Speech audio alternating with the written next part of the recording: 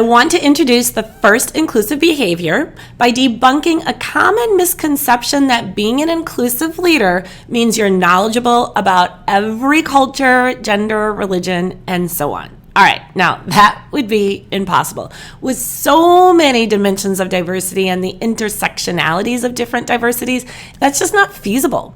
Instead, being an effective inclusive leader starts with being an expert in yourself, first and foremost, by being self-aware. Understanding how your own identities, backgrounds, and life experiences shape who you are is crucial to appreciating how the identities, backgrounds, and life experiences of others influence who they are. That's the first step of being self-aware. The second step of being self-aware is to acknowledge the limitations of our identities, backgrounds, and life experiences. In other words, being humble enough to realize that our way of seeing the world is just that, our way.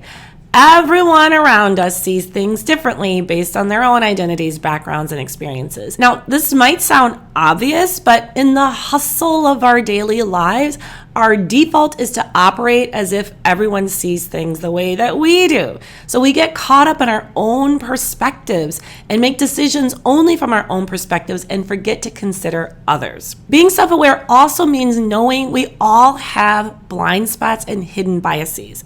Because our experiences are limited, we simply cannot fully understand every dimension of diversity or fully understand everything about everyone. Because of this, our brains sometimes fill in the gaps with shortcuts called stereotypes.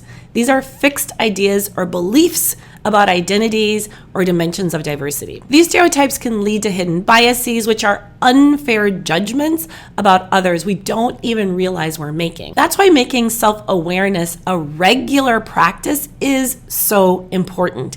It helps us recognize our blind spots, appreciate the diversity around us inherent in everyone, and understand that our perspective is not the only one. By reflecting on our own identities and how they shape us, we become more open to different viewpoints and ideas. So let's take the first steps towards becoming more self-aware by reflecting on aspects of your identity, background, and life experiences that are most significant to you and how they shape your values, thoughts, and behaviors at work. For example, think about, do you feel comfortable being your true self at work, or do you sometimes act differently to match the company culture? Or given your unique background, are there aspects of other experiences that you find challenging to relate to? Spending some time on questions like this to understand ourselves better paves the way for more meaningful connections with others, which helps us to appreciate their unique perspectives